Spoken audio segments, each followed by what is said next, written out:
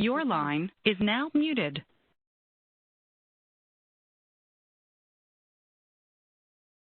All right, Susan, I think we are all set. Thank you all for calling in. And Susan, if you want to start us off, that would be excellent.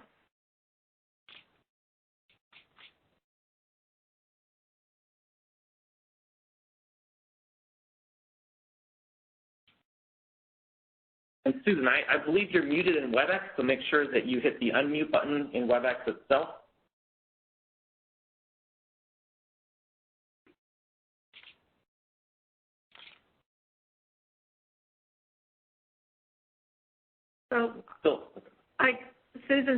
While Susan's working on that, this is Denise Coleman, State Conservationist for USDA and Nrcs. I want to thank everybody for their participation today. Looking forward to having a pretty robust agenda this afternoon. If you're having technical difficulties, just please email or a team set up. You can Teams Tim Peters, and he is here. He is helping us navigate this WebEx system. Also, if you can, please mute your phones. That keeps down the noise. And with that said, thank you. This is being recorded today for meeting minutes. So I will turn it over to Ron Rohrbach, who's our first guest speaker today. And Ron is going to give us a presentation on Healthy Forests, for a bird-based silvicultural guide for forest professionals. And so, Ron, take it away. Great. Thank you, Denise. Is everyone able to hear me? Yeah, Ron, we hear you well, and feel free to share your presentation now, too. Excellent. Here we go in the presentation. I think. There we go. Is everyone able to see that? Yeah, I see it. Thanks, Ron. Okay, just give me 1 second to bump into presenter mode, hopefully. There it is. Okay, great. Thank you. First off, I want to thank all of you for inviting me to share some time and talk about healthy forests this afternoon.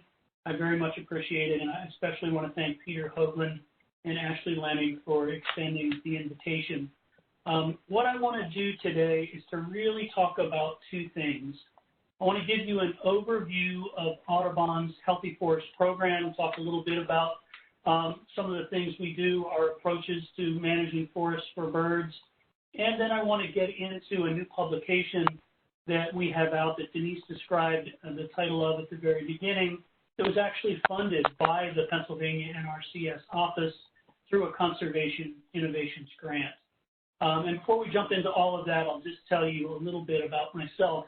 I was scrolling through the names of some of the folks on the call this afternoon, and I do know some of you, but there were lots and lots of names that I didn't recognize. So it's great to be making some new partners and new relationships here.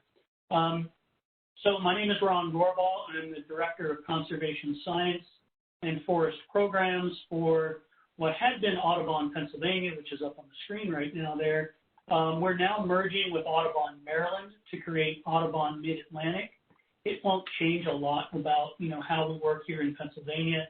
What it means mostly is that, the footprint for where I work just becomes much larger. I'll now be, focused on Pennsylvania and Maryland and some of the other areas adjacent to that Mid-Atlantic region.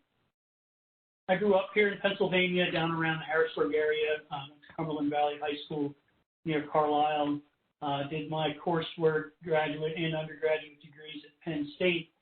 And then I spent a little more than 20 years at Cornell University before coming back to Pennsylvania just a little more than 2 years ago to join the Audubon team. And so I still feel like, I'm a native of Pennsylvania. I know the state well, but I still feel like I'm getting my feet wet, so to speak, in this new position with Audubon, now Mid-Atlantic, and getting to kind of reestablish, partnerships here in Pennsylvania. So this opportunity, again, is particularly important, and I appreciate it.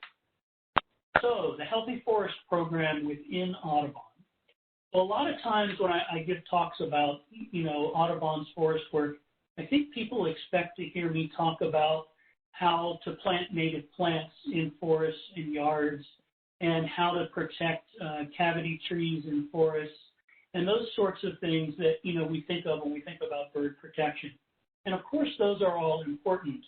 But our Healthy Forest program here in Pennsylvania and in other parts of the Atlantic Flyway are really more than that. They're really based on using active forest management or silviculture to improve habitat for birds and to meet a host of other objectives like timber production, regeneration, recreation like hunting and fishing, ecosystem services, producing clean water for drinking water as well as for fishing.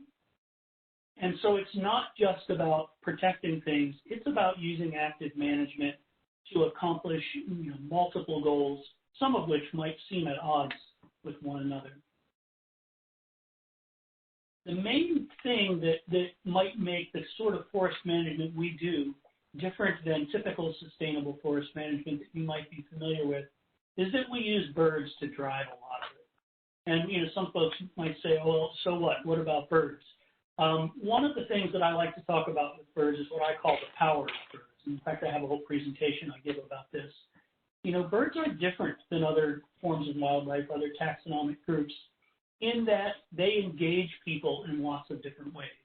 They sing beautiful songs that we identify with. They see in color like we do. And so there's a whole community of people who enjoy bird watching, and they really love to keep lists. And because they do that, we can collect enormous amounts of scientific data on birds that you just can't collect on other organisms.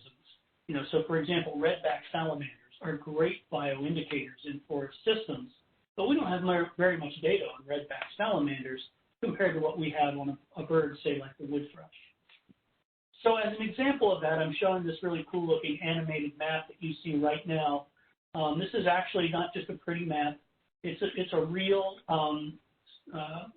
systematic model. It's actually 52 models laid on top of one another that shows the relative abundance of the wood thrush as it moves throughout its annual cycle. Right now in the winter period, you can see it in Mexico and Central America. Boom, it's going to bust across the Gulf of Mexico, up onto the breeding grounds. And you can see Pennsylvania remains bright, kind of dark purple throughout much of that because Pennsylvania is a very important state for the wood thrush. And so my point in showing that is that we can do a lot of good, robust scientific work with birds that we simply can't with other organisms. And we can use that science to drive things like forest management. So using that approach, the National Audubon Society has healthy forest programs throughout what we call the Atlantic Flyway. So think of that as roughly the swath from Maine to Florida.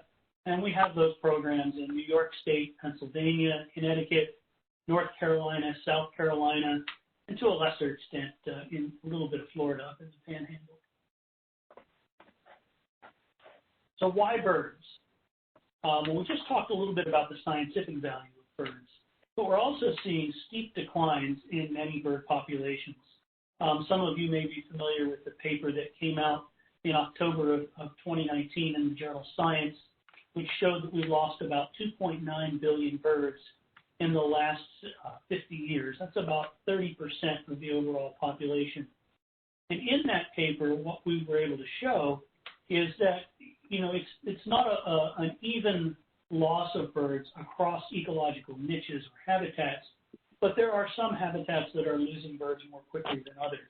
So for example, if we look at that bar chart on the right, and you see grasslands there at the bottom, we see a huge loss in the number of individual birds from grassland ecosystems.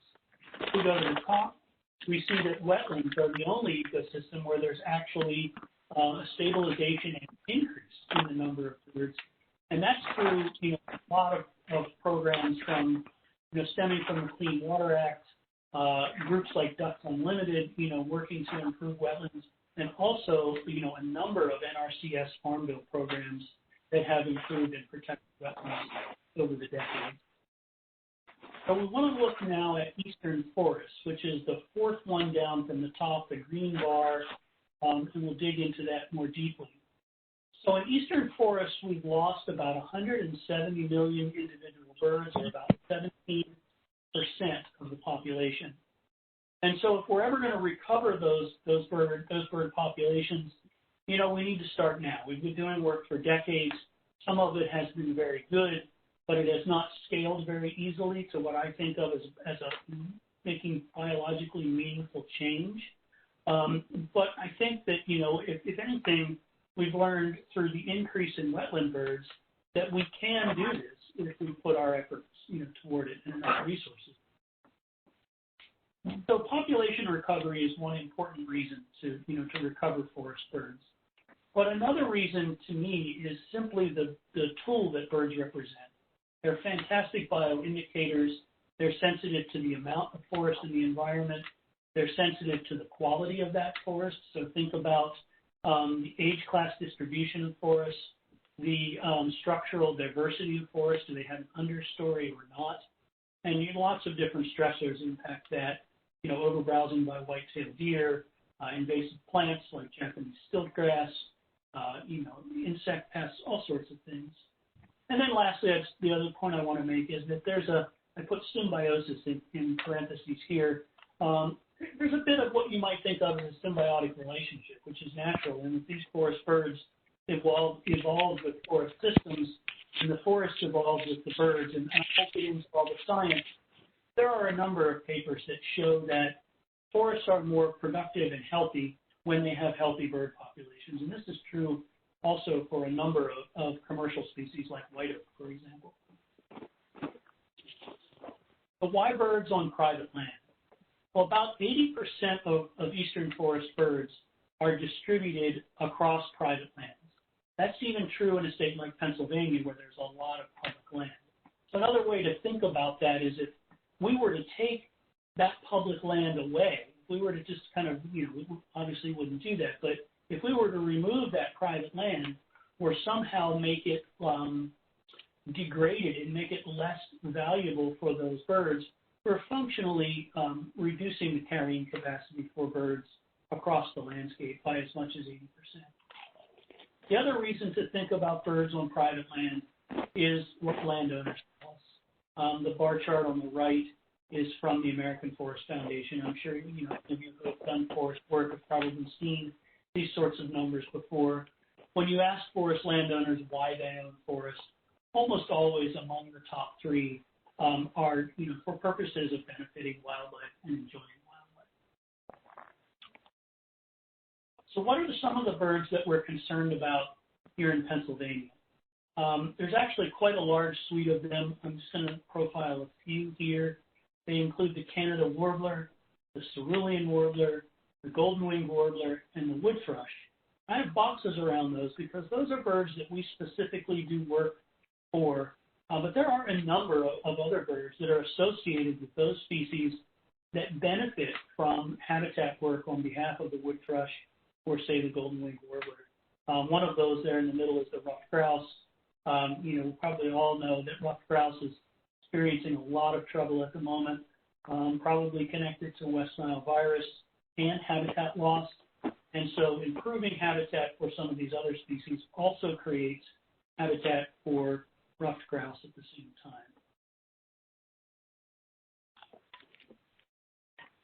So for a long time, you know, as wildlife biologists, as ornithologists, you know, we've understood the relationship that these birds have to various forest age classes and conditions. You know, if you want to go hunting for woodcock, you don't go do it in mature forest. You do it in, you know, wet, young forests in places where woodcocks spend their time. We know that birds like the golden-winged warbler and the blue-winged warbler also spend time in young forests, and that other birds like wood thrush prefer older age class forests, what we might think of as you know, a mature forest here in Pennsylvania. What we didn't know, and thanks to work from people like Jeff Larkin's group and others, is that relationship is not static. These birds move around. So, for example, we know golden-winged warblers, although they're breeding in these young forest habitats, after the breeding period ends, when they move into what we think of as the post-fledgling period, they're moving their family groups into more mature forest habitat to feed, to forage, to gain energy and fatten up, if you will, in preparation for the fall migration. And we see the opposite pattern from birds like the wood thrush. It breeds in the more mature forest, but then moves its family groups into young forest or early successional habitat to forage before undertaking fall migration. And so if you think about that, then this need for this kind of bimodal need for two different forest age classes at different times of the breeding cycle by different species of birds, then you begin to understand and put the pieces of the puzzle together and see that successful conservation for birds, and in fact for a lot of different species of wildlife, cannot come about simply by protecting mature forest or simply by managing for that particular age class. We need to have this dynamic system with a shifting mosaic of forest age classes across the landscape in order to be able to provide all of the needs for the full breeding cycles for these species. So I have these goofy little animations in here where, we see the wood thrush moving from more mature forest to young forest, the golden wing doing the opposite, and knowing that a lot of these other birds are moving around the landscape as well, and meeting that interspersion of age classes across a broader landscape. And so, what that brings us to then, are the things, there's lots of different ways to engage in wildlife conservation and management. But we first need to look to the things we can control. We can create more young forests in the places that really need it. And we have silvicultural techniques that we can implement that allow us to improve the structural diversity in these even-age stands that have been impacted by deer overbrowsing and invasive plants that prevent a good multi-story diversity of tree and shrub heights to produce themselves in these forest stands. We have ways in which we can fix that. But how do we do it? How do we go about it at a scale that's biologically meaningful and can stabilize declining bird populations and meet a lot of other objectives at the same time, like timber production, like tree regeneration, like recreational objectives and ecosystem services? So at Audubon, we have basically what I think of as a two-pronged approach. One is difficult but very simple in application. I call it science to action. This is where we've developed places across the state. We're putting more and more of these in, called forest bird conservation centers.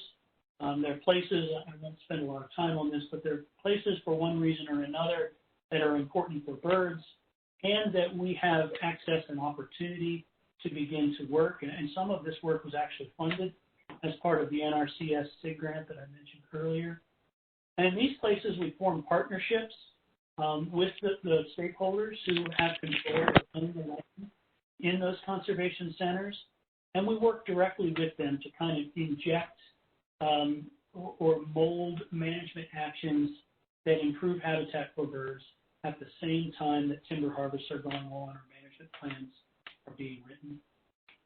And then the other way in which we do this is through reaching out to landowners, engaging private landowners throughout the state, and a forester training program that's become pretty active in the state. It's been slowed down a little bit by the COVID-19 situation, but it's another way in which we can scale activity. And when I came into this position, I frankly wasn't all that excited about the forester training part of this because I just couldn't see how it really scaled as well as some of the other stuff.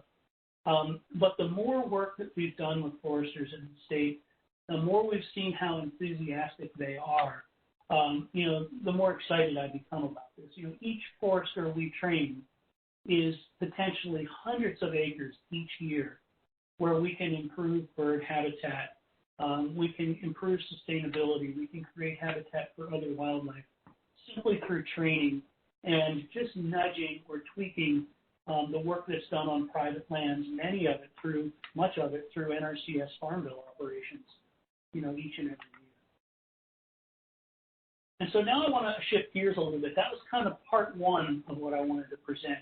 Some background about bird-friendly forestry and how, what our approach is through Audubon. Now I want to move in and talk a little bit about the new publication, the Healthy Forest publication that was funded through Nrcs. So for a long time, we've relied upon publications that we call BMP, Best Management Practices. Many of them are species specific. And one of the things that I've found throughout my career is that these things work okay for their intended purpose, but they just don't get adopted as widely as they should. And I can be critical of them because, I've helped to write many of them. So when I'm critiquing them, I'm critiquing myself here. They're difficult often for foresters and other land managers to follow. And I think they get ignored because lots of times people are not setting out with the objective of creating habitat simply for the golden-winged warbler, or simply for the wood thrush, or simply for the cerulean warbler. What they're doing is part of something much larger. Maybe it's planned timber harvest.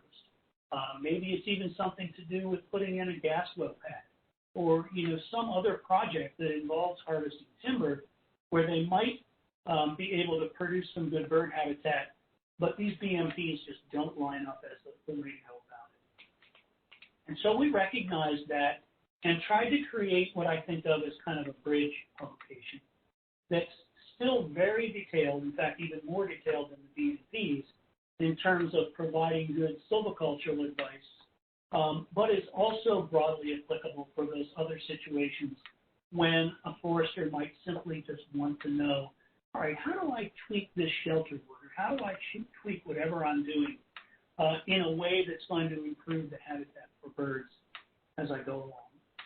And so we produced Healthy Forests, a bird-based silvicultural guide for forestry professionals, and we updated an older publication that we had, the Forest Bird Pocket Guide, so that these two publications now go hand in hand with one another. And now what I want to do is just kind of work through the publication quickly and show you a little bit about what the content is and how it works. It's not the kind of publication that it makes sense for me to spend a lot of time going through the detail with you. It's best, I think, you to spread out on your kitchen table over a cup of coffee and take a quick look at it. And if you have questions, feel free to call or email me. As you can imagine, it starts with an overview similar to what I just presented. Talks a little bit about bird populations, about, broadly speaking, what sorts of habitat components are needed to support healthy bird populations. Throughout that kind of overview material, we're trying to make it interesting. We include sidebars like this one, silviculture and wood thrush, so that it's not simply just, kind of technical information that's tough to wade through, but can actually give some real-life examples to make things a bit more interesting. We start off, once leaving the overview material, with talking a little bit about working at the landscape scale. This is something that's so important, that we talked about a little bit earlier. At what scale do we need to start thinking about evaluating the age class distribution and where we need more young forest and where we don't? And so what we did was to create this decision-making framework. It allows one to kind of very broadly and quickly examine the landscape in which they're working and make some decisions about whether or not to create young forest or enhance perhaps the mature forest that's there based on what surrounds it. And again, I'm not going to spend a lot of time getting into the details of this. We can later if someone is really interested, or I'm happy to entertain phone calls or emails. But it's just important to understand that the landscape is important and that there are ways in which to make systematic decisions to ensure, or at least help ensure, that you're doing it right. And then here's really the meat of the publication. Two different sections. One is silvicultural options, and the other one management scenarios. In the silvicultural options, which I didn't count the number of pages, but it probably occupies 10 pages in the publication, it starts with a particular stand and its characteristics. So the one in the slide here is a mature, even-aged forest that's greater than 50 years old. What are some of the things some of the options that a forester can do with that stand based on its specific characteristics to improve habitat for birds, and what would we expect the end result or outcomes to be? And so we'll walk through a number of those different situations, those scenarios, of forest age, forest size, forest type, and try to provide options and outcomes so that, foresters can kind of have some basic guidance of where to go. Foresters already know how to do forestry. We're not trying to teach forestry here, but simply, provide a menu of options to see, what we can do with each of those stands and their various ages. And then in the management scenarios section, we get even more detail. And we pick out, a particular stand. It's a mock stand here, and we describe the current stand conditions, what the bird habitat objective is, what the landscape context is, whether or not it has up to 10 to 20% of early successional habitat within a 2,500 acre block, or what amounts to roughly a 1 mile radius around that stand. And then we walk through what the process would be to create the desired conditions and hopefully have, have met the bird objective. And here's where the pocket guide comes into play. So I mentioned the pocket guide earlier, but I haven't said much about it since. So the pocket guide covers 18 different forest species that are common to Pennsylvania. And the idea of the pocket guide is to quickly provide information to foresters and land managers about the birds that they're trying to manage for, or if they don't know what birds they're trying to manage for, to give them some ideas of the distribution of these species and what their basic habitat requirements are. So we talk a little bit about identification tips, song, try to give some of these quick kind of infographics that show where the species forage within the stand, vertically. Do they forage in the understory or in the canopy? Where do they nest? And those sorts of things. So this can be cross-referenced then quickly with the Healthy Forest publication, so that the two things can be used hand in glove to achieve the desired conditions and to make sure that you're managing for species where it makes sense. So you see the distribution map in Pennsylvania in the middle right there. Obviously, you wouldn't want to manage for black-throated blue warbler, in southeast Pennsylvania, just outside of Philadelphia, for example. You want to make sure you're, at least within the range of that species.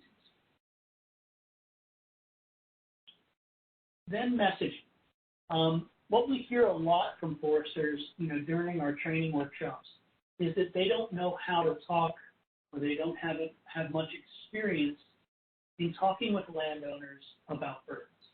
And that's not when I say that, that's not meant at all as a criticism. This is something that foresters come to us about. They want to do more. They want to learn. They like these silvicultural practices based on bird habitat needs, but they don't have the language to talk with landowners about it. So we have this section called Selling Silviculture, where we talk a little bit about how to talk about wildlife diversity, how to talk about it in the context of timber harvesting and creating recreational opportunities such as hunting. And then finally, we wrap up with a section on resources. And we don't dig into a lot of detail here. So much information is available online these days. It didn't make sense to repeat a lot of the online material and paper. So what we did was to provide just a brief summary of some of the places that we like that provide information on how to manage forests for birds, where to get resources, some of those technical resources, some of those monetary resources. And so we wrap up then, in talking about the resources themselves. And that's all I've got for you today. And I do want to take a moment, though, to thank the partners that we have as part of this work. You know, we couldn't do this work without, you know, so many of the partners that we have who provide, you know, everything from in-kind support to funding. You know, NRCS in particular has been extremely helpful in providing funding, but also as a partner in that, you know, if we're going to work on private lands, if it's not a commercial timber harvest and we're trying to improve habitat, the NRCS farm bill programs, you know, are just so important to the work we do. So we really appreciate, you know, everything that NRCS does to enable, you know, sustainable forest management across the state. And I'll stop there, and if there's time, I'm happy to take questions. Ron, thank you. This is Tim Peters, and if anyone has questions, please feel free to use the WebEx chat feature, and you can send a message to me privately, and I can relay that to Ron and to our future presenters, or you can send a message to the entire group for everyone to see. We had one question come in. Where can we find the Healthy Forest publication and the Pocket Guide publication? But Peter Hoagland jumped in and answered that already, so he provided links in the WebEx chat for those two publications. To anyone with the same question, you know, feel free to go to that chat and find the links right there. I'm not seeing any other questions right now. And while I have Peter on the line, thank you, Peter, and thank you, Ron. This has been very enlightening. It's nice to see positive outcomes coming from our conservation innovation grants. I think also generally for some folks, they still like a handheld version. So Peter, I will ask you that if we can work to get copies made for land care, we'll have them supplied at the next state technical committee meeting, if that would be possible. Absolutely, yeah. We'll make that happen. Thanks, Peter. Appreciate it. And we'll probably, you and I can discuss, we'll make them available to field offices too. They're nice pickup kind of brochure to have. So thank you. And I can mail some copies as well. Just this morning I went over the proofs from the printer, and everything is looking good. So we hope to have hard copies back from the printer probably within the next month, and I can ship them, you know, off to your office. That would be wonderful, Ron. Thank you. Really, really nice presentation and informative, and exactly how we want to be with precision conservation, putting the right practice in at the right place for the, in this case, the right species. So thank you for that information. Tim, did we get any other questions? Let me double check, but no, nothing else. That's it. All right. Thank you, Ron, again. Great You're welcome. presentation. Thank you. Okay, we're gonna pivot here to Abigail Appleman, who's our outreach specialist for NRCS. We're very pleased to have Abigail work for us. She is going to give a report from the Urban Conservation Subcommittee. We've had a subcommittee meeting just right before Christmas. As you know, we announced $250,000 to be available in the cities of Pittsburgh, Harrisburg, and Philadelphia to promote urban conservation. And so with that said, Abigail has helped coordinate the meeting of the subcommittee, and turn it over to her. Thanks, Abigail. Thanks, Denise. And I'll ask you to stop me if you can't hear me at this point. I want to share just one slide. We can hear you just fine. Perfect. Thank you. I just want to share one slide with you here. It's coming up on the screen now.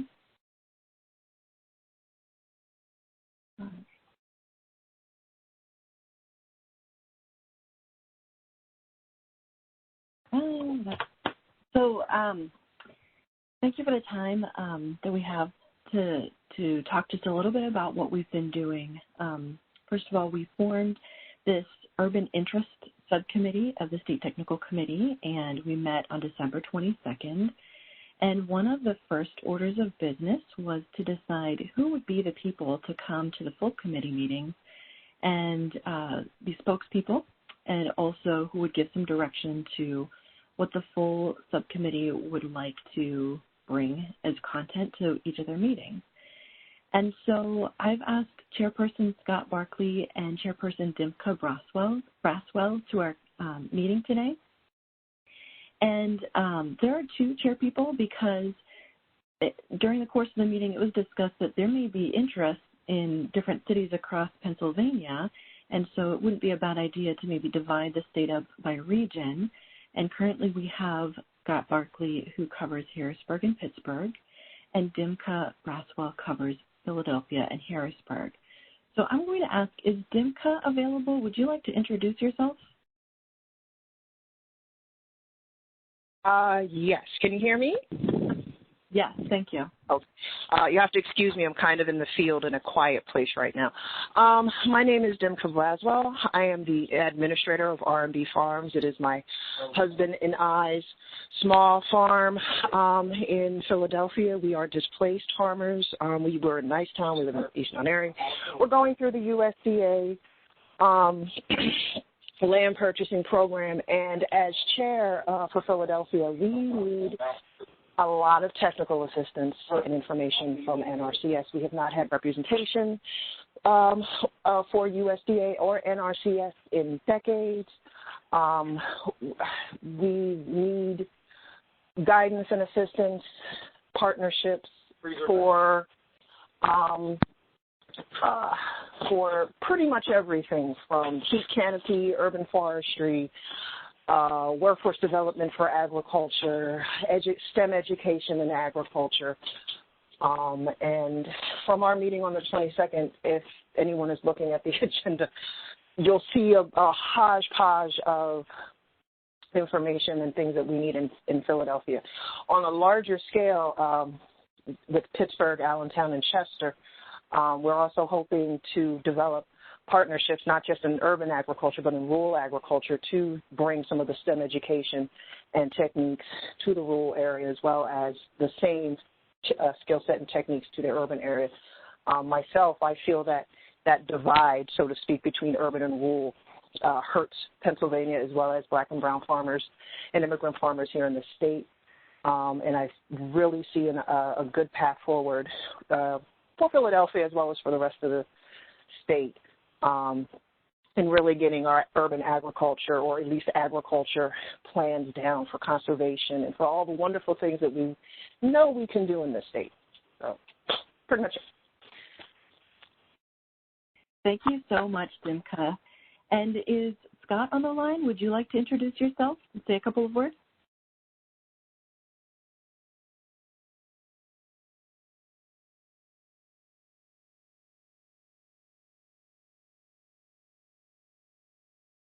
Scott, if you're there, we can't hear you.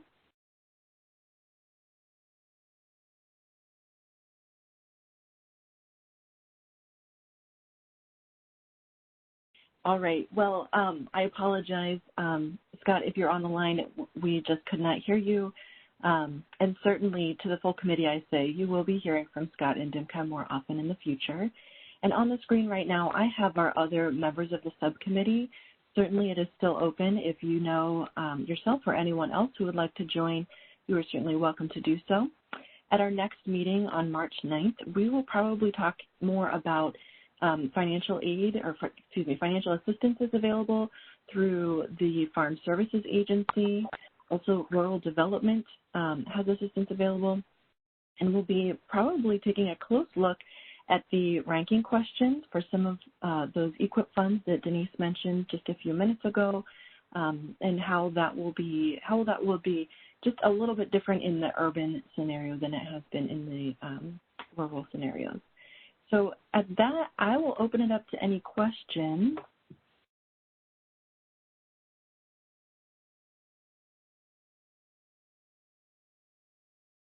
No questions as of now, Abigail.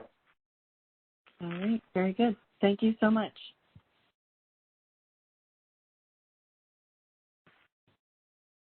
Abigail, do you mind sharing the subcommittee minutes that we can mail out to the rest of the members at large, so that they can keep apprised of some of the things people that are involved in the discussions and some of what we're thinking about. Yes, absolutely. I can send those right after today's meeting, and I'll send them ahead of time next time. No worries, no worries. I just came upon me while we were talking. It would be nice for folks to connect a little bit if this is a new subcommittee, and we're certainly interested in having good participation, but we have other partner agencies and entities that may be able to assist. Certainly NRCS does not, and USDA does not have all the answers on how we can assist with urban farming in those communities, and other potential partners may have some other tools.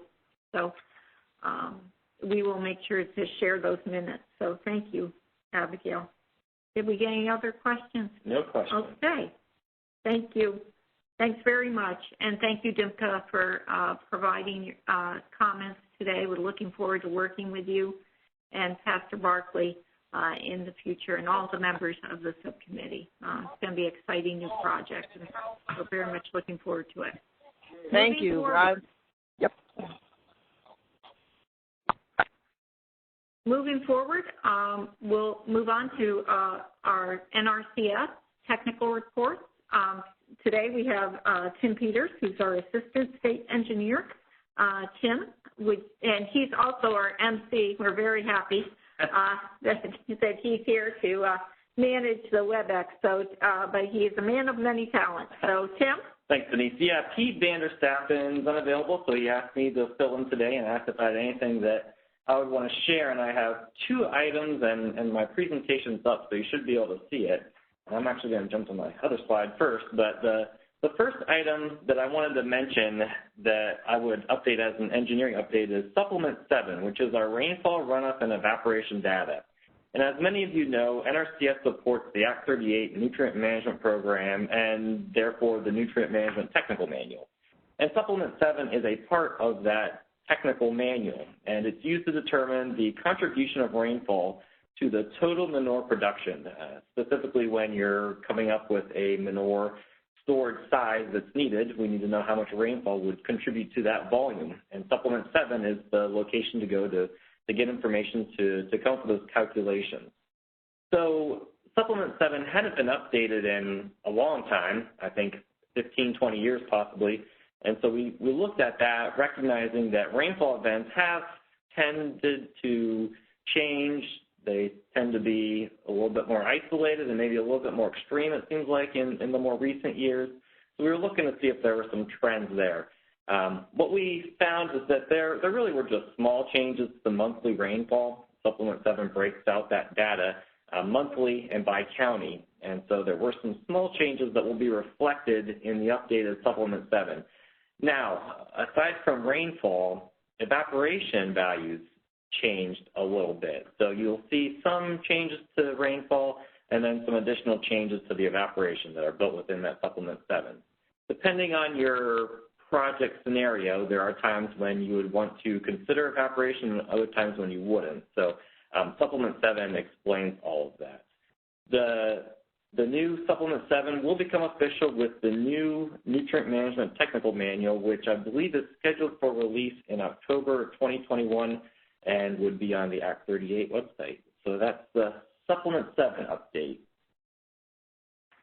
And then shifting gears to another engineering update.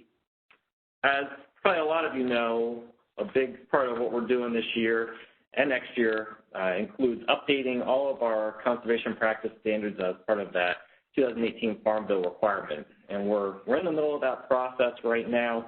I've listed several conservation practice standards on the presentation here. And you'll see the first 4 that I show: 318, short-term storage of animal waste and byproducts; 670, energy-efficient lighting system; 672, energy-efficient building envelope; and 447, irrigation and drainage tailwater. Now, these are standards that we are working on right now, engineering standards that we're working on right now. These are our highest priority at the moment because these are standards that had name changes. As part of that national review, they changed the name slightly for these. And we want to maintain consistency between our standards and some of our program and contracting. So we are working to get these updated, and you should be seeing something put out for comment in the near future, probably within the next month or two, on these 4 standards. Once they are finalized, I anticipate that we will get these released on ePhotog as soon as they're finished, so that we have that consistency that we're looking for. Now, you'll also see I have 7 additional standards listed down below, and these are the next 7 that we're working on, the priority 2, I'll say, and they are ones that were released by National, and we have started the process of reviewing these internally and working through our review and getting them to be state-specific. Now, you'll also be seeing these come out for comment in the near future, sometime after the first 4, but the difference with these is that they most likely will be released to ePhotog after they're finished with the new fiscal year. So come October 1 is most likely the time when we'll be releasing these once they're finalized. So you may see them out for comment in the near future, but you may not see them released on ePhotog for another several months. And that's all I had for engineering updates. I don't see any questions in the chat box. So with that, I will hand it back over. Thank you. Thanks, Tim. Appreciate it.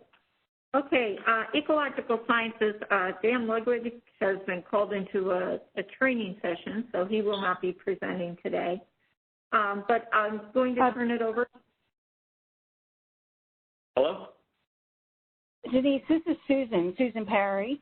I would just speak for, if I could just say real briefly that just like Tim presented for engineering, Ecological Sciences team will be going through the same review of all conservation practices, and as they come out, Dan Ludwig as our SRC will batch them and present them to the State Technical Committee ongoing this year.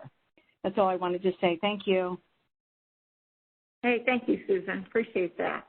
All right, moving on. Melissa Hanner will be speaking today on behalf of Gary Plowman, who's in the same training as Dan Ludwig today. So, Melissa, you want to give an overview on compliance?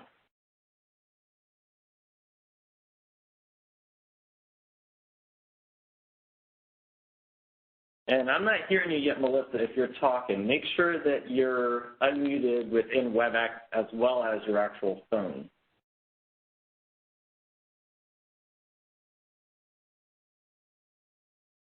Okay, this is Melissa. Can you hear me? Yeah, we hear you well. Thanks, Melissa. Okay, and are you also able to see my slides? Yes, I see. Are you able to expand it? It's a little small, but we can see it, yes. Okay. That's a little bit better. All right, I'm Melissa Hanner, and I'm a resource soil scientist and also a compliance specialist in Pennsylvania NRCS. And last week, I sent out an email to the committee that was a notification of hydrology indicators for the identification of farmed wetlands. And these are being proposed for posting to the Field Office Technical Guide, Section 1. A little background, the farmed wetland is a Food Security Act label that is a definition of a label assigned during wetland determinations conducted for USDA eligibility purposes. The definition of a farmed wetland is a wetland that prior to December 23rd, 1985 was manipulated and used to produce an agricultural commodity at least once before December 23rd, 1985, and on that date did not support woody vegetation. Farm wetlands have different hydrologic criteria based on the type, if they're Playa-Pocosin pothole type or not. So additional background, farm wetlands of type Playa and Pocosin are not found in Pennsylvania, but a pothole wetland, which is a closed depression that's formed in glacial deposits, might be found in wetland, might be found in Pennsylvania, throughout the glaciated northwest and northeast parts of the state. So I said there were two different types of hydrologic criteria. And with the pothole farm wetland, that hydrology criteria is met during the wetland identification process. And that criteria is confirmation of ponding for 7 or more consecutive days during the growing season and 50% or more years, or saturation for 14 or more consecutive days during the growing season in most years. And this can be confirmed through an on-site visit or through a review of aerial imagery. Now, the other type of farmed wetlands, not pothole farmed wetlands, have a different hydrologic criteria. That is a ponding for 15 consecutive days or more during the growing season and 50% or more years. Now, with the new final rule released August 2020 in the Federal Register, Title 7, Part 12, it was established that these hydrology indicators for farm wetlands, not a playa pocosin or pothole, needed to be identified in the local field office tech guide. So we're getting ready to post these. Now these, just bear in mind, the farm wetland label is very infrequently used in Pennsylvania. It would be much more common in our pasture and hayland to have a farm wetland pasture, not so much a farm wetland. But these do occur, and it is now a requirement to post these indicators. So a set of national indicators, the national template has been provided for these farm wetland hydrology indicators. Pennsylvania plans to adopt the national indicators with some minor exceptions. There were 11 indicators provided. All but 2 of these require an on-site visit and verification of these criteria. The indicator evidence of long-term ponding visible in aerial imagery, that would be an off-site, where if in 50% or more of images there was ponding and we could establish that those images were during the growing season, that might be an acceptable indicator. And also the sparsely vegetated concave surface. So if we could verify through an on-site visit or an extensive photo review that plants were drowned out and there were bare surfaces during the growing season and 50% or more of the years in that cropland, that might make a farmed wetland indicator for the hydrology. So, due to the specialized nature of the Food Security Act labels, it is not expected that all committee members would want to review or comment on these indicators, but it is important that NRCS extend the opportunity to comment to all interested persons. And when our draft is finalized with the comments considered that we receive, it will be published to the Federal Register and another opportunity will be provided to comment. So, if you are interested in reviewing the details of the hydrology indicators, there is a very detailed description of the indicator and a photo of the indicator. If you have an interest in reviewing and providing comment, a package was emailed to the committee members. You can provide those comments to me, or if you have questions or need additional information, you should feel free to contact me. And these will be prepared with your comments that are received by February 12th, and then they will be posted for the Federal Register. And that is all I have to present. Are there any questions or comments, or we'll move on to the next person? No questions. Thank you, Melissa. Thank you, Melissa. All right, moving on to financial assistance programs. Want to change up a little bit here. Don't forget Peter. I'm sorry, Peter Hoagland. Yes. Thank you, Tim. Peter, you're going to give an overview of the non-industrial private forest land definition. Yeah, thank you, Denise. And this is just a very brief overview. There was some proposed guidance for the identification of non-industrial private forest land for NRCS programs eligibility that came out from NRCS National Office in December. There was a comment period on the Federal Register that just closed on January 19th. That comment, Federal Register notice was sent out to all the folks on the State Technical Committee meeting mailing list, as well as everybody on the NRCS public affairs list. So it went out to probably several thousand people. So what's going to happen next is that the National Office is going to analyze those comments that they received through the Federal Register and release some final guidance. And then they'll give us some time to issue some state-specific criteria. So as a general overview, this is the non-industrial private forest land definition that comes out of the 1985 Farm Bill. For those of you just on the phone, the definition says that non-industrial private forest land is rural land as determined by the Secretary that has existing tree cover or is suitable for growing trees and is owned by any non-industrial private individual, group, association, corporation, Indian tribe, or other private legal entity that has definitive decision-making authority over the land. So for a long time, that definition has generally been considered quite vague and may have been open to some interpretation at various state levels. But that definition is the basis of how we determine eligibility for all of our financial and technical assistance programs. That includes the Environmental Quality Incentives Program, Conservation Stewardship Program, Healthy Forest Reserve Program, the Easement Program, and the Regional Conservation Partnership Program.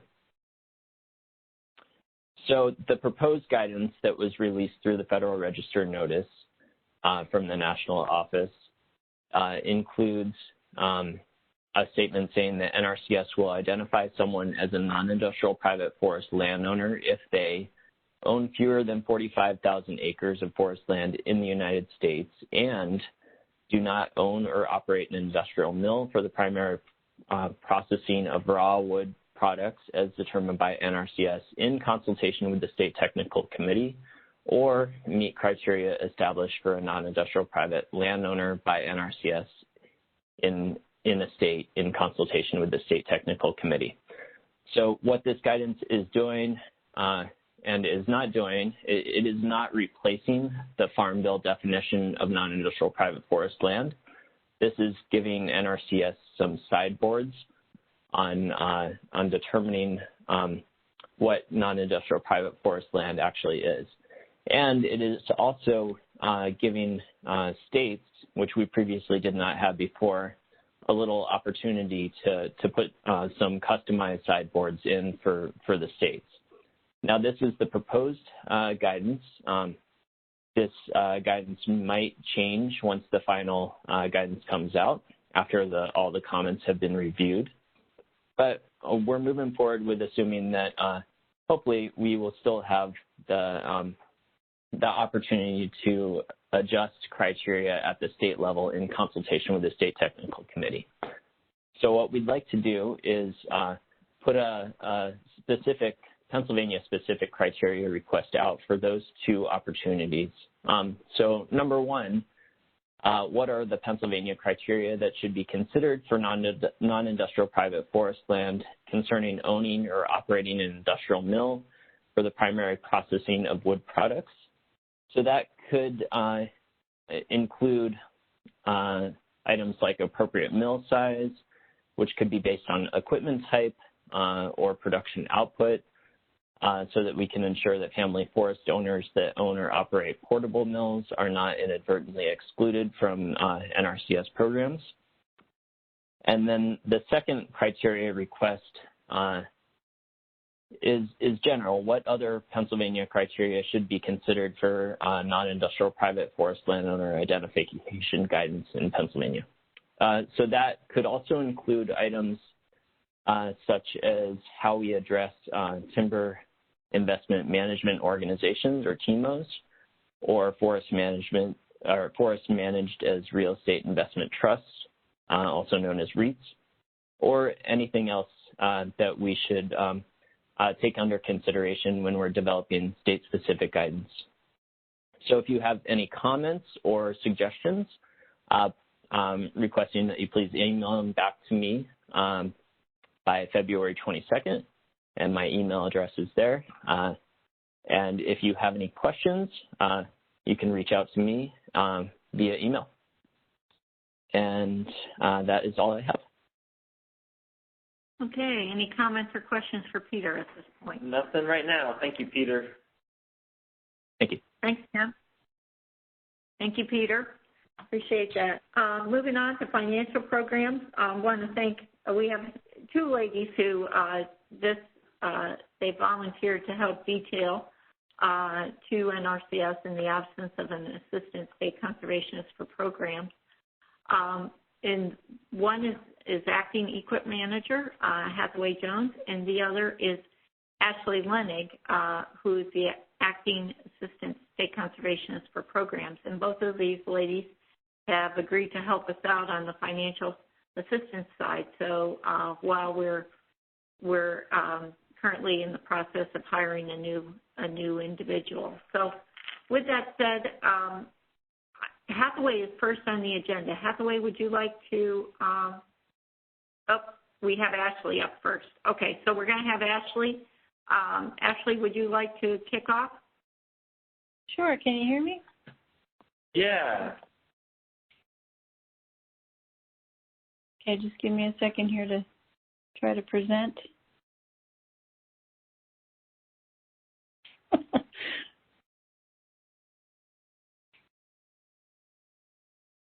Okay, there we go.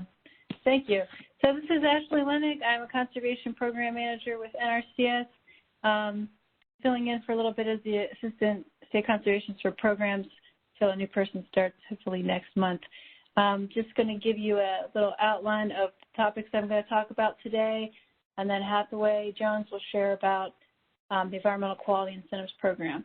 So I want to thank Ron again for his great presentation today.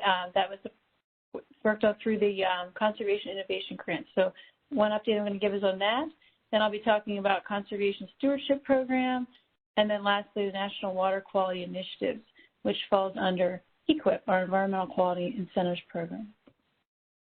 So I just wanted to give a brief overview of these programs as I talk about them to bring everybody up to speed or anybody new that's joining us. So Conservation Innovation Grants promote agricultural innovations to further the transfer of conservation technologies and approaches. So we're looking to fund things like pilot projects, field demonstrations, and ways to transfer methods from one geographic area or one ag sector to another. That's a big part of CIG, is having transferability, being able to share the knowledge about new ways of doing things. We recently put out our announcement for requests for proposals. So in fiscal year 2021, our state is prioritizing projects that address soil health, water quality, urban farming, and non-industrial private forest land. Here's a link.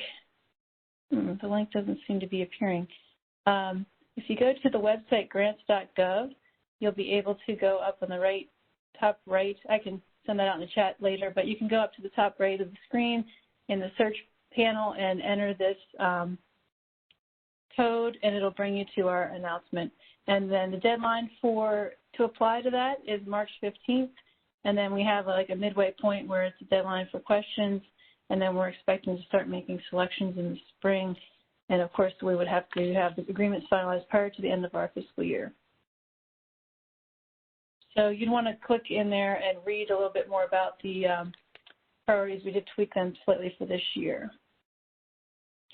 Next, Conservation Stewardship Program.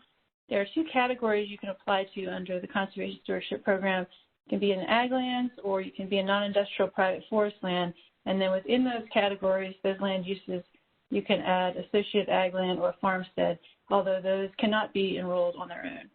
So the purpose of this program is to reward good stewards who are already doing great work on their farms and private lands and are willing to make additional conservation improvements.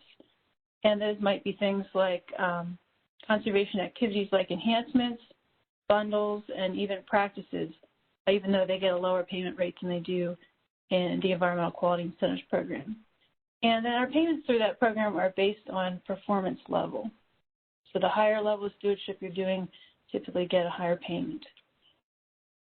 So what we're doing on CSP right now is activities that were completed in calendar year 2020 were paid in 2020, except for prior year contracts. So 2019 and prior contracts that are still active had the option to be paid in 2021. So we still have some payments getting made through the beginning of February.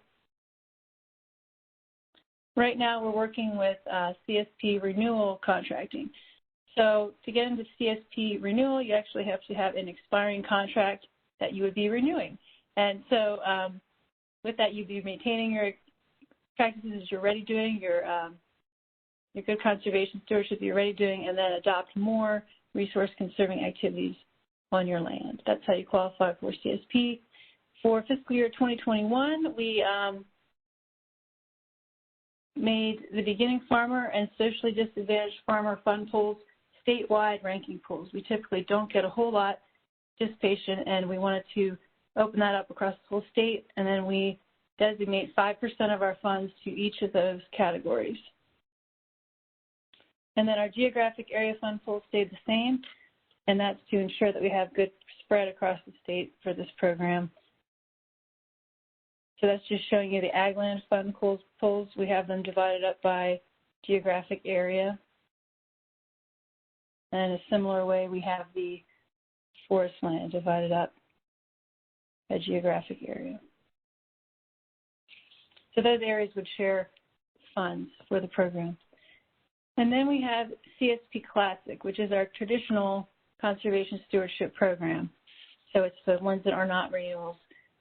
The application for that will be announced after the national manual is published. There's some changes that are coming, so we have to wait for that. And the CSP renewal applications that were not funded due to lack of funding will be able to apply. So we're expecting to be working with contracting those during the summer months. And then last, I was going to talk about the National Water Quality Initiative. And you've heard me talk about that before. So that's an initiative under the Environmental Quality Incentives Program. And it targets efforts and funds to specific watersheds. And the main goal of this is to see them be removed from the ag impaired streams list. Some of our projects include source water protection areas, and that serves to help reduce impacts to drinking water. So that would be Maiden Creek and Swatara Creek watersheds. That has a special designation of source water protection pilot, NWQI. And I want to point out we're working with partners. This is definitely a partnership effort. We have partners involved in writing watershed assessment plans and then following through with helping with outreach and collecting and analyzing water quality data. So a little update on NWQI. We continue to work in the 5 watersheds that I've talked about before. We have those watershed assessment plans that I mentioned to outline strategies and goals that we expect. And then for annual reporting on those projects, I asked for not only the output in terms of numbers of contracts and dollars spent and practices on the ground, but also outcomes in terms of water quality data, outreach, and other things that we're doing. So this time I thought I'd just share a little bit of outreach examples for some of the watersheds that responded to me to this point with their annual reports. So Yellow and Beaver Creek, you can see they, even though the little asterisk signifies it was kind of hard with COVID to do outreach, but we did get flyers out at feed stores. They did door-to-door outreach, had presentations and materials at 4 events. they promoted this in conjunction with the local no-till drill rental program. And of course, when folks come into the Farm Service Agency for crop reporting, they had access to flyers talking about NWQI. Then over in Maiden Creek, you can see they did some outreach as well, young farmer meeting, direct site visits to high priority operations, and direct mailings. And then Swatara Creek, there are a number of activities over there, Fulton Bake Egg Symposium, Crops and Livestock Day, Women in Farming, and as a result of that, they got 5 applications. So I just have a note there, due to the pandemic, it was tough to, definitely had an effect on the outreach this year. And so that's all I have on those programs, and then I would like to have, to transfer it over to Hathaway Jones to talk about what's going on with EQIP, unless you have questions for me. There is one question, Ashley. The question is, are the annual reports for the NWQI watersheds available? No. No, they're not.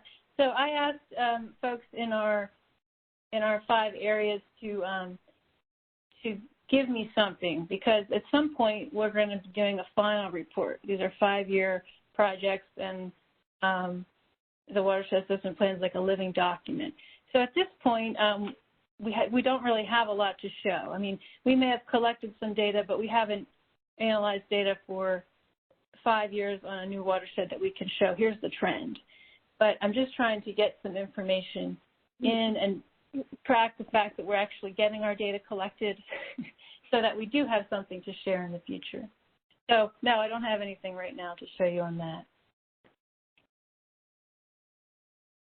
And so I expect to continue a report on that.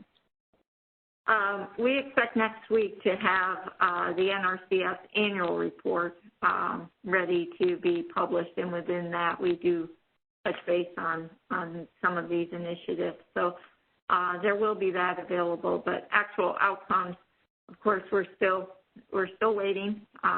We're into these watersheds for the long haul, so we're looking to have more products out as time goes by. But there will be some brief conversation or dialogue within the annual report itself on NWQI. Yeah, and that will show the numbers that I showed last time on this call, I believe. Yeah, that's basically contracts and dollar amounts, right, Ashley? Mm-hmm. Yeah, and so we just started the water quality monitoring aspect of this last year. So that's why I'm saying we don't have much to show at this point in terms of before and after. Good. Okay. Thanks, Ashley. We'll turn it over to Hathaway Jones, who's typically our easement manager. She's doing both jobs at this point, similar to Ashley. And Hathaway, I'll turn it over to you. Hello, everyone. Can you hear me okay? Yeah, we hear you well, Hathaway. Great. Okay. So I'm going to do the EQIP AMA update, just some general information for fiscal year 2021 for EQIP. We received, EQIP General, we received $17 million for EQIP NWQI, $885,000, and EQIP Golden Wing Warbler, $800,000. And we also received prior year money to help service older contracts in the amount of a little over $5 million. And for AMA this year, we received $362,000. Some general deadlines that will be coming up this year for EQIP and AMA. And this also includes the RCPP that is funded, EQIP RCPP. We have round 3 application deadlines. That is February 19th. And then in March 5th, we have a ranking deadline for AMA, EQIP, and RCPP for statewide funding pools. And March 19th, we have a deadline for all other fund pools. And then final obligation deadlines, we have a 6/1 deadline, June 1st, and then there's a financial sweep, and then the final obligation deadline is July 2nd. So those are our EQIP deadlines for this year. And then some other updates. Currently, the state office staff is working on getting all of the EQIP and AMA rankings established in our system, our CART system. And that should be completed by next week, and they should be published and out so that the field offices can use them for ranking different fund pools. And we also have a new funding pool this year for urban conservation. I think we talked a little bit about this earlier. And we also have a terrestrial wildlife funding pool for EQIP. And then both of these are now available for eligible participants. And that is my EQIP AMA update. Are there any questions? No questions in the chat. Thank you, Hathaway. Sure. Thanks for having me. I'll mute myself now. Thanks, Hathaway. Okay, moving on for a CREP update. I believe we have Audrey Mays on from Farm Services Agency, as well as Ken Adams from Pheasants Forever. So, Audrey? Hi, good morning, everyone. I'm just sharing my content now. Or good afternoon, sorry. I'm Audrey Mays. Okay, awesome.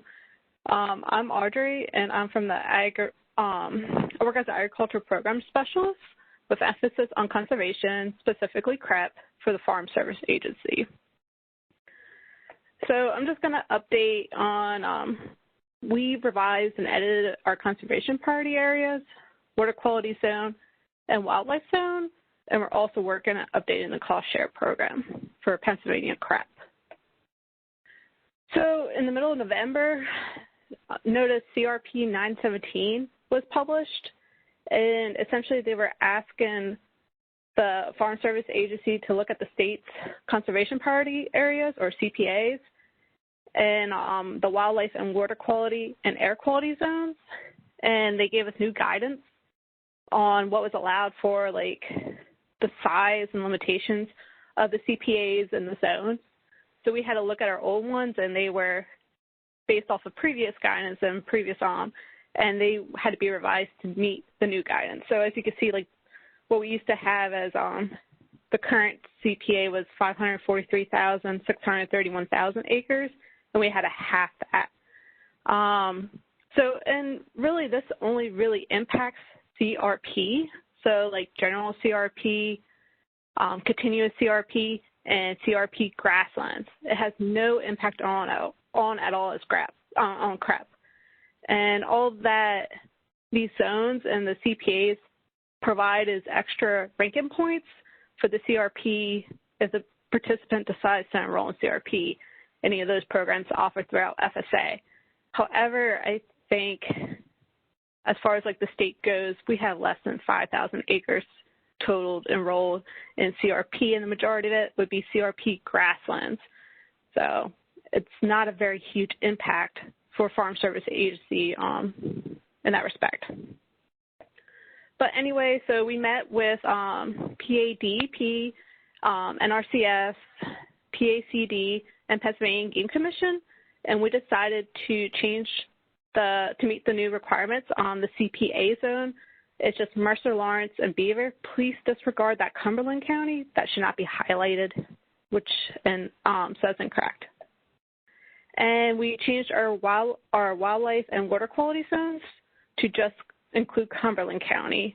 And most of that was based off of the high enrollment that we have in Cumberland for CRP grasslands, so just to help participants and producers that are looking for that, utilizing the land for grazing, more of a grazing for emphasis, and also have some conservation value. Then there's higher incentive points for enrollment potentially. So, and also we're working at updating our state cost share program for CREP. So that's components, any like tree tubes, fencing, installation costs associated with that, seedlings. I'm trying to update the current cost share to reflect the actual current prices. So if any of the partners have accurate pricing, like receipts, any documentation that verifies the costs of these seedlings, tree tubes, fencing, I would love to have that information. It would definitely be helpful. So if you do have any of that, I can easily be reached at email, Teams, any of that. So, and that's all I have, pending any questions.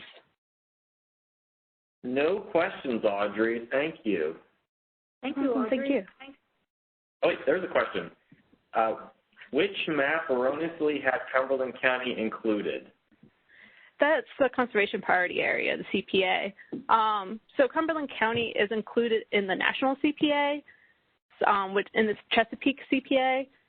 So it's included in the CPA, but the state CPA cannot encompass any of the national CPA. So that's why those counties specifically west of what would have been Chesapeake Bay CPA, and there's Crawford and Erie are also in the Great Lakes CPA, so any counties south of that.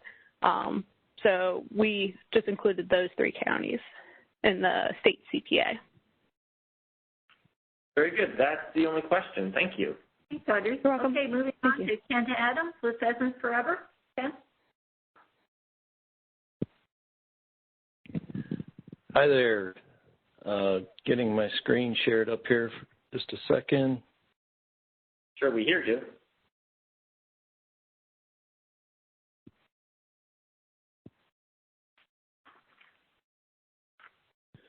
All right.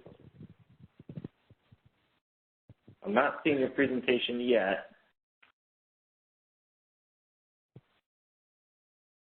It's trying.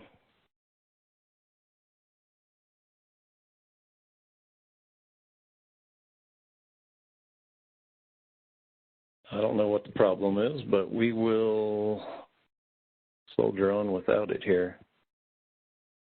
No, you want me to open it up on my end, Ken? Yeah, if you could. I'm not sure why it won't do this. I've never had this trouble before. Okay, bear with me here.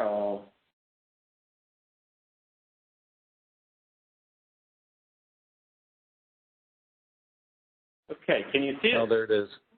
Yep. Okay, just let me know when to progress slides, and I'll do that. Thank you. Appreciate it. Won't take too much of your time. Just wanted to give you a quick update from our field team at Pheasants Forever, who work on all Farm Bill programs, but primarily focus on CREP. We are not comprehensive across the entire state or anything like that, but I'll give you a good snapshot of what's going on in the field with this program in terms of enrollment and interest and those kinds of things. So next slide, please, Tim. And this specific partnership is 3 agencies, basically. NRCS, Pennsylvania Game Commission, and Pheasants Forever and Quail Forever work together to make this partnership happen and provide this technical assistance through our Farm Bill Biologist program. Next slide. So you probably can't read the names, but the colors on the map give you an idea of where our positions are located. They are housed within NRCS offices. Those are the black dots there on the map. And that gives them access to the producers and landowners that they need to work with and provide technical assistance for. I will ask you to note that there's a lot of white space on that map.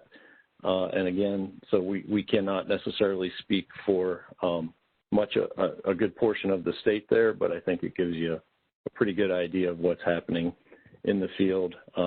And I also will refer to that lack of coverage on some of those white areas on the map later on when I'm talking about some of the challenges we're facing. So keep that map in mind. Next slide. So our work priorities for our 7 staff out there are primarily CREP re-enrollments. We're experiencing a period of time right now where a lot of contracts are coming up on their expiration dates that were enrolled 10 to 15 years ago. And so there's a big workload there that our folks are going out, doing status reviews, checking on these, checking on the interest from the landowners in re-enrolling, presenting their options for that, and helping them make sure that their compliance issues are handled ahead of their expiration date, if there's anything that maintenance-wise they need to take care of, and so forth. They also are heavily focusing on new CREP enrollments as well. And this year, I am happy to report that while we've seen a general decline in CREP enrollment over the last several years here, and that's not necessarily stopping, we are seeing probably the most interest in new CREP that we've seen in quite some time. So we're hopeful that that's a sign that people are getting the word out and understanding their options that are available to them and jumping in here. And again, I'll cover some challenges that we're facing and some new ideas and approaches we're taking to spur those new enrollments. Our biologists also work on other wildlife-related programs. You heard Hathaway mention the new terrestrial wildlife EQIP fund pool. We've taken that on as a challenge to go spend all that money as best we can. And we've also gotten roped into some CSP wildlife enhancements, things like that. And of course, there's ASAP and WRE out there that are very wildlife oriented, so we help out with those when needed. We do a lot of non-program technical assistance, CTA. A lot of landowners out there who just want some advice from a wildlife biologist on various opportunities or ways that they can manage their land to meet their goals. And we do a lot of referrals to other folks. So if it's a forest landowner, we may be calling the golden-winged warbler folks and passing them along to them, or different scenarios out there, game commission, foresters, things like that. But we try and get the landowner to the right technical expert that they need for the right assistance. And then we also work on outreach, and I'll touch on that here in a second, and some of the challenges we've experienced with COVID and the things we're trying to adjust to continue our outreach. Next slide. So here's all the numbers. I've given you the last 6 months snapshot here. That's just based on our fiscal year and how our system is, or our data is input into our tracking system. So I'm giving you basically our first 2 quarters of our fiscal year here. You can see there's a lot of activity out there. Almost 170 conservation plans written. 163 of those were CREP plans, so you can see we are doing a lot of CREP work out there.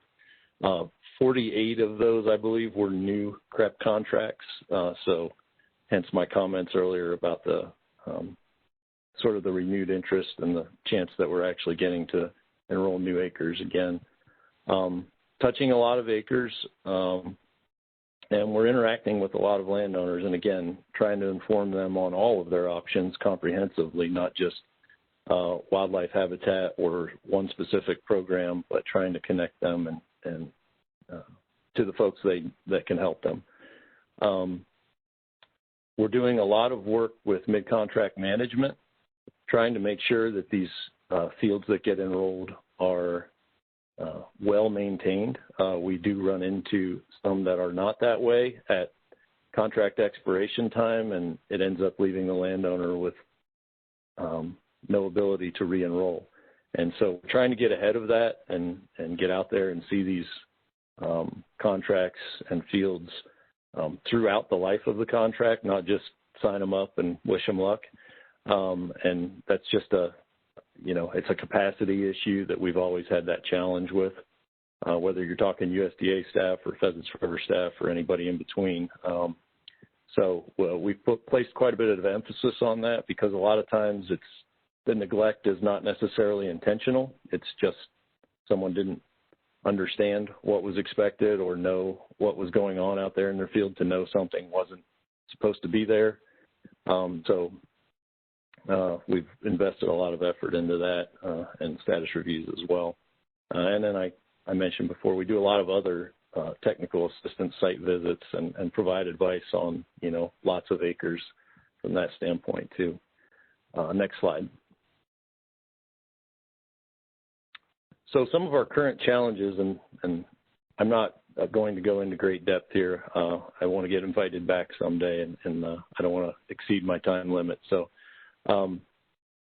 but just thought I'd highlight a few things that we're seeing out there and maybe spark some conversation in the future among the technical committee partners on ways we can work together to overcome some of these things. So there's definitely some perception issues out there. We see a lot of landowners, especially active farmers, production farmers who think this program is not for them. They think it's more of a land retirement scenario or a whole field or a whole farm scenario. And that's not the case. So we're working on trying to get the word out on that, and I'll touch on that in a second. We've also had a lot of outreach limitations. Landowner workshops. Over the winter, we generally, when it's hard to get out in the field because of weather, we do a lot of workshops indoors and just public meetings and informational sessions. All of that has been stifled. And so we're trying to work on alternatives there as well. And then, like I mentioned before, just the lack of statewide capacity. We've shown that you really need dedicated boots on the ground to promote sign up of this program. And we found that, just from our sort of anecdotal observations with our staff, we see much higher re-enrollment rates in counties where we can give it that dedicated attention and assistance and go out and actually work with those landowners and explain their options. Again, that's not a criticism of anyone implementing this program out there, but when you wear lots of different program hats as an NRCS staffer or FSA, you don't always have the time dedicated that it takes to keep people interested and informed and keep them coming back to the program. So I think that's one thing that the partners add to the table here. It's certainly one thing we hope to be additive to in this whole process. And I know there's lots of other partners out there working as well. But, if you think about back in, the early 2000s when we had 20 plus people out there doing this, we're far less we're not as well staffed as we once were as a team of CREP partners here in the state. So something to think about for future capacity issues. Next slide. One of the things we're doing to work on some of these perception issues is promoting the subfield, what I call the precision ag approach. Next slide. So basically, and I could do an hour-long presentation on this slide and others like it. I won't do that. But basically looking at return on investment, looking at spots in your field that are not producing for you, where you're losing money, you're putting more in than you're getting back out. This is an example analysis of what taking some trouble spots out of your field could do for your overall ROI and profitability on a given field. We're training our folks up on this. We're in a lot of other states. Pheasants Forever actually has precision ag conservation specialists on the ground working on this. That's something I would love to try and attempt in Pennsylvania someday. But at the very least, we're trying to look at those spots that every farmer already knows he might be losing money on. Next slide. Those unproductive field edges are often the first place to look, and I don't think I have to explain these two photos to anyone on this at this meeting. Next slide. And so here's an example of a farmer who enrolled some of those unproductive edges along the wooded field edges and put those in a CP33 practice through CREP. And we're really trying to promote this approach with lots of folks out there and help them understand that this is something every active farm can do. Next slide. Here's a couple of photos of examples of what this actually looks like on the ground in Pennsylvania. That's a Cumberland County field border. We have the option, and we're actually working with, as the Wildlife Subcommittee, we're working with FSA right now to broaden our horizons a little bit and expand our options for seed mixes. And this is one that includes a significant wildflower component. So not only provides great habitat and reduces runoff from the field, but also is very pretty and provides some pollinator benefit. And it's a win-win for everybody. Next slide. This is just a series of photos you're going to click through here. Here's another native warm season grass field border next to a cornfield. Those edges, those end rows there that weren't really growing much corn. The landowner's now receiving a CREP payment on those acres. Next slide. And then this is a farm in York County. This is not necessarily a field edge, but it's a low-lying, wet, unproductive part of the field that you might get a crop. Last year, you probably would have had a good crop on it. The previous 2 or 3 years, it probably would have been flooded out. So we encourage producers to look at those, longer-term averages and see how things are coming out for them in those areas. And sometimes it makes sense to just go ahead and put it into CREP and receive that rental payment. Next slide. One thing we're doing to address the outreach concerns, this is a screenshot that I took from a landowner workshop that our staff in Missouri put on. They had over 200 attendees. This was specific to the general CRP sign-up that's going on right now. But lots of interaction and questions. I think they spent 30 or 40 minutes after the end of the presentation answering questions from landowners. So this is something we're looking into with our team around the country, actually, but here in Pennsylvania as well. Next slide. And then we're seeking collaborative opportunities for outreach. That photo is in a Women Caring for the Land workshop that we helped out with. And we're looking to use our expertise and our knowledge on Farm Bill programs and CREP specifically here in Pennsylvania to get in front of new crowds and new audiences. So if you've got some meetings coming up, whether they're virtual or in person or whatever, you're looking for a speaker who might be able to talk about wildlife habitat, precision ag and conservation, any kind of Farm Bill program opportunities, let us know. We'd love to hear from you and collaborate with you and provide some assistance. And that's all I have. Thank you. Thanks, Ken. Thanks, Sarah. There's no questions. There was a comment from Scott Baer. The PA Game Commission is very excited to see the opportunities this precision ag concept might provide in converting unproductive areas into good wildlife habitat. He said some really interesting opportunities, and thanks for your leadership on this topic. So just passing that along, Ken. Thank you, Ken. And some of you may recall that NRCS had a pilot on this effort a couple of years ago of taking land out of production, marginal land, field borders, and that kind of thing. And it was quite helpful, enlightening for the producers. And so certainly we've tested it here and are interested in potentially moving out further on it. So a good exercise. Okay, moving on. We're back to Hathaway Jones, and she's going to give an overview of what's going on with easements. Hathaway?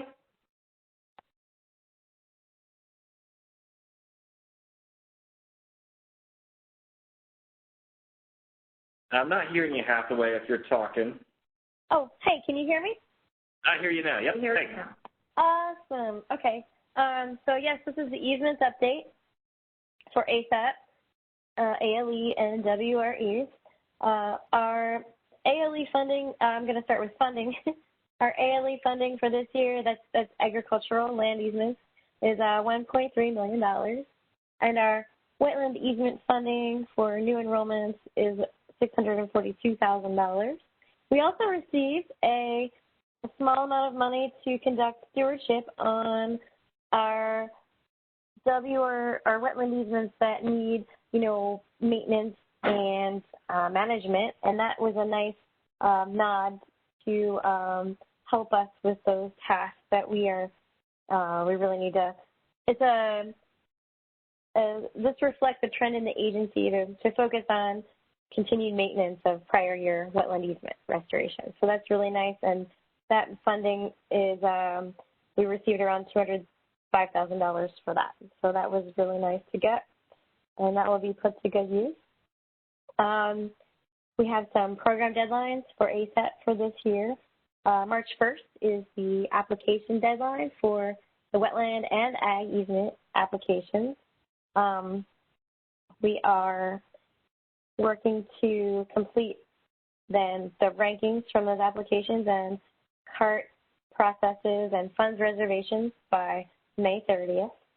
And we are looking to complete and get signed contracts for ag easements and offers of enrollment for wetland easements by June 30th. And our final funding obligation deadline for easements is September 9th. So those are deadlines to keep in mind for easements. And then we have some miscellaneous updates. The Wetland Reserve Easement Program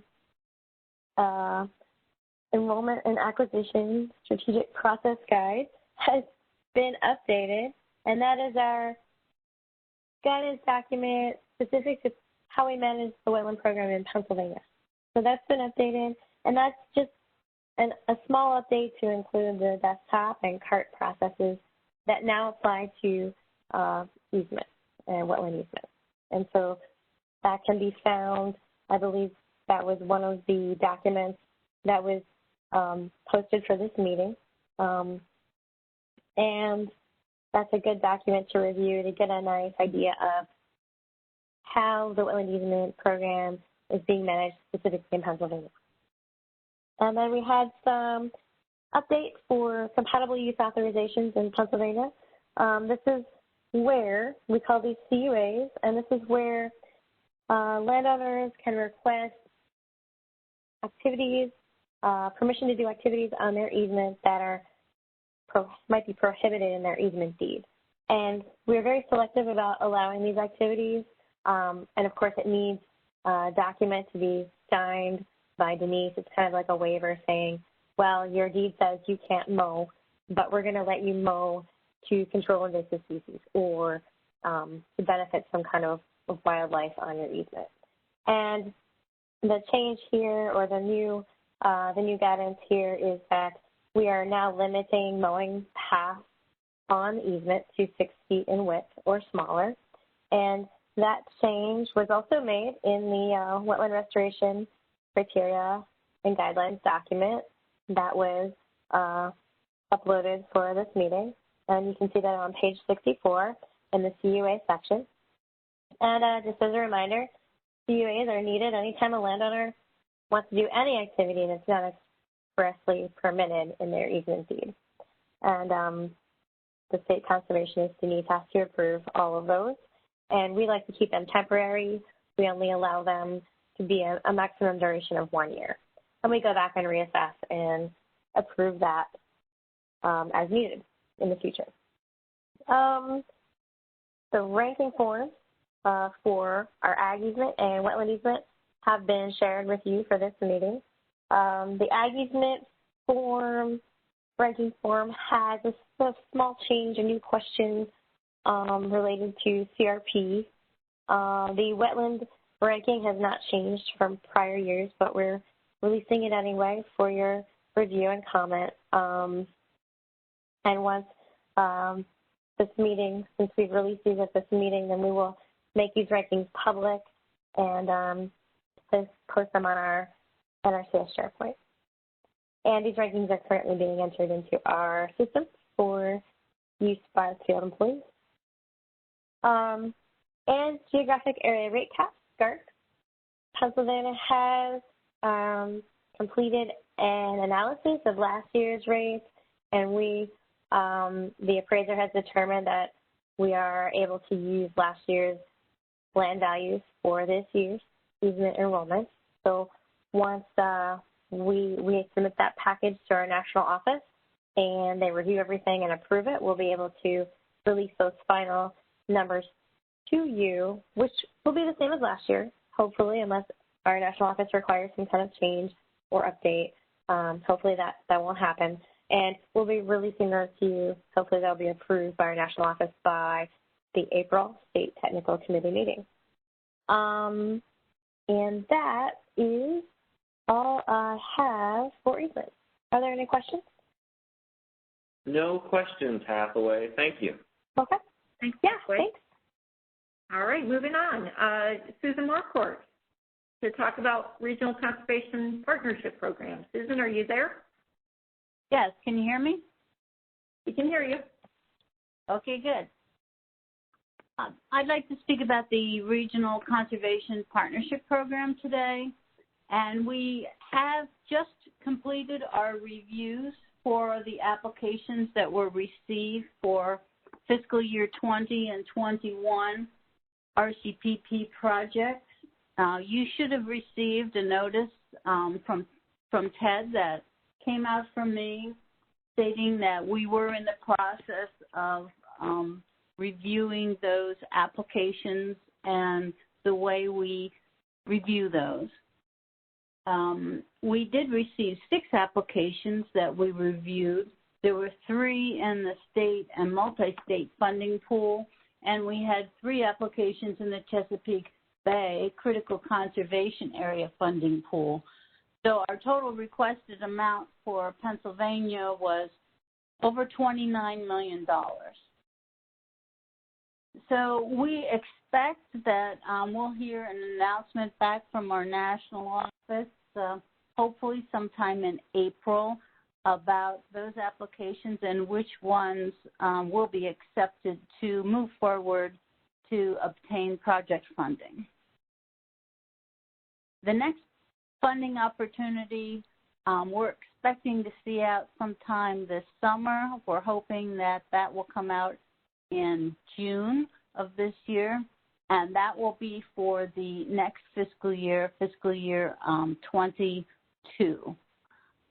So if you are interested in perhaps applying for the next round of RCPP funding, feel free to contact me. I'm available to talk to you about the program and discuss your ideas with you, perhaps give you some pointers.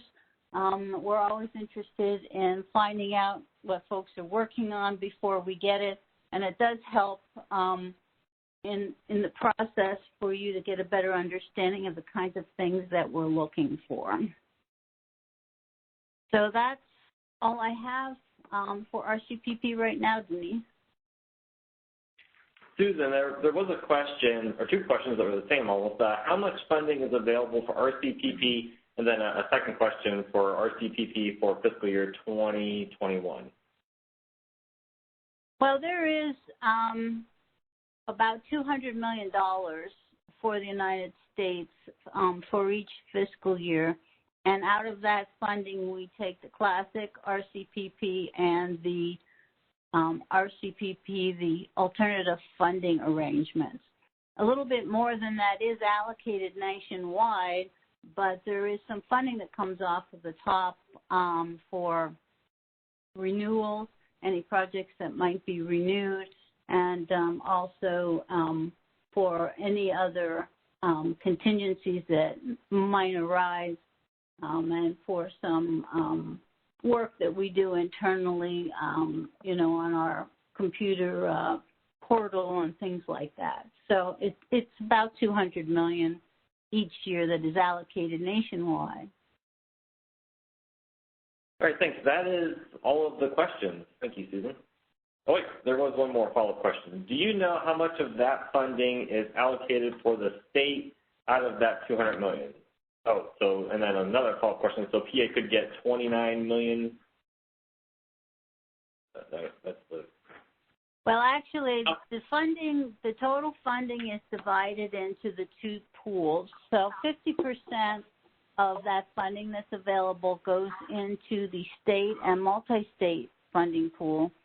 And then the other 50% of the total for the year goes into the critical conservation areas. And there are 8 critical conservation areas in the United States right now. And we are in one of them, which is the Chesapeake Bay Critical Conservation Area. So there is a process that they go through in headquarters to determine how much each state will get. They like to provide funding fairly to a lot of different states and different types of organizations and spread it out throughout based on the critical conservation area and the states. The state funding that's available. So we really don't have an exact amount that we could get, and it depends also on, you know, what applications come in, the quality of those applications, how many states they might cover in an application. So there's a lot of factors. So we don't really have, you know, an assigned amount that would come to Pennsylvania.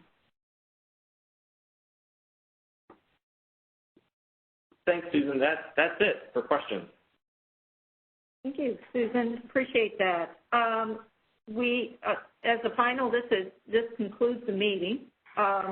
Unless other folks have any questions or concerns that they want to raise at this time.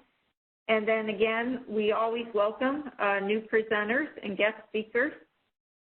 So please contact either Susan Marquardt or myself, or Ted, who sends out the meeting notices. I'm very interested in getting comments and ideas for new presentations. Any other questions or concerns before we adjourn today? Yes, this is Craig Olver. I'm a consulting forester here in Wayne County. Sure. As a forester for 42 years and working with the management of forest for forest landowners, what we're seeing, and I'm sure everybody's well aware of it, as Ron had mentioned in his presentation on the Audubon and the Healthy Forest Flyway, is that we're not getting regeneration, and the problem is deer. Cornell University, with their 4,300 acres over the last 4 years, have been working on a way that it is possible to get this regeneration. Now, state forest lands, state game lands, they traditionally put up 8-foot-high galvanized fencing. And it works very good to keep out the deer.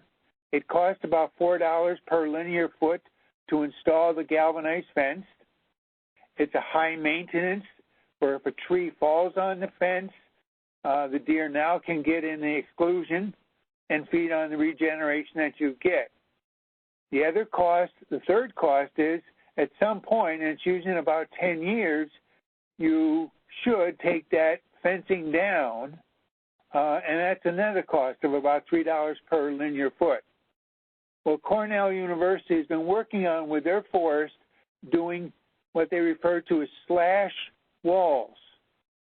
Now, in that, what that is as a forest is developing a shelterwood harvest, removing all but the seed trees for regeneration, they use logging tops and low-grade pulpwood around the perimeter of the harvest area.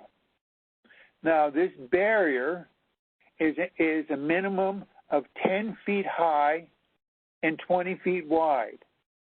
So it goes around your harvested area that you're trying to get regeneration. Cornell has worked on it and has done acreage anywhere from 1 acre up to 150 acres, and it's been very, very successful. There's no maintenance. The the slash over time rots away. The cost for this is about $4 per linear foot. That's the cost for the installation and the use of the material, or the material that is used to build the slash wall that is a loss in the profit to the forest landowner. Peter Smallage with the Extension Office out of New York State, and this problem of regeneration is found in Pennsylvania and New York. Deer tend to feed on everything that they like, and everything that they don't like is now what's growing. The only regeneration that we're getting in our forest is beech, ironwood, or striped maple.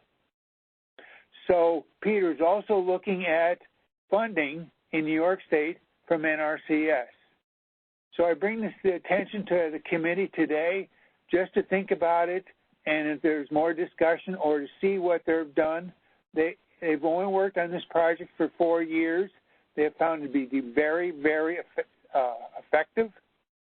Of all the animals found in the forest, the only one that can't get through it is the deer, because they don't feel comfortable walking through this slash because he thinks they're a fear of breaking their leg, where bear, coyotes, foxes, turkeys can all get over this barrier. He's also experimenting on the exact width. When they first started, they did the slash of 10 feet high and 20 feet wide. They don't think it needs to be that big. They think it does need to be that high to be effective. We're also doing research on the types of gates that can be installed and incorporated in the building of the slash wall. So I just wanted to have the opportunity to bring this to the committee for them for discussions, questions, and for consideration in the future. Well, thank you for that. That's very good comments. And if you have the study or the report, we're more than happy to consider that.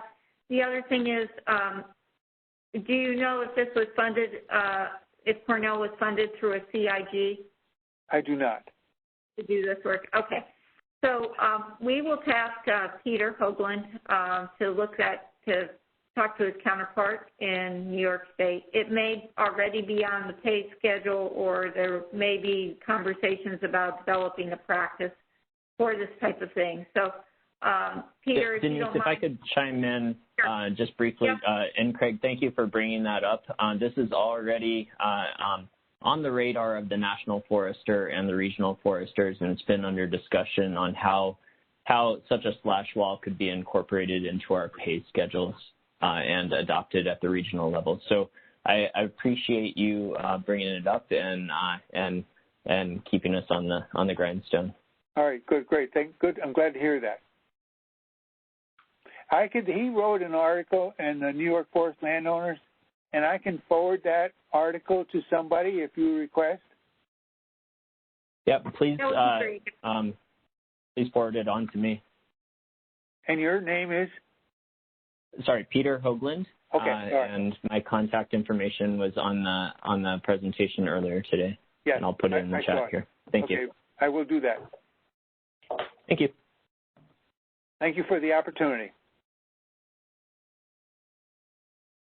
Thank you. Any other questions? No other questions in the chat. Anything else anyone would like to bring up? Okay. With that said, thank you everyone. Thank you for your time. Again, we have standing meetings. We do this 4 times a year. April 20th is the next State Technical Committee. We will again do this virtually. Hopefully in July we'll have an in-person meeting by then. But again, the April 20th will be the next virtual State Technical Committee meeting. So thank you, everyone.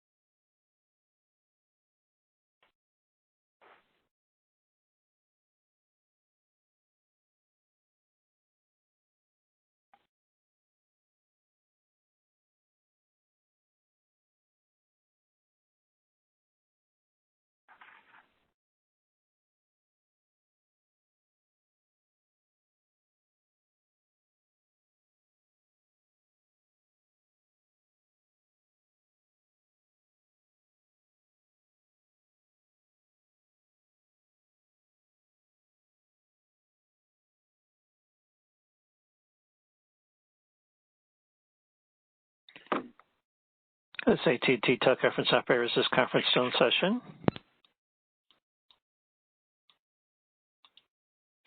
This AT&T teleconference operator, is this conference still in session? AT&T operator dropping to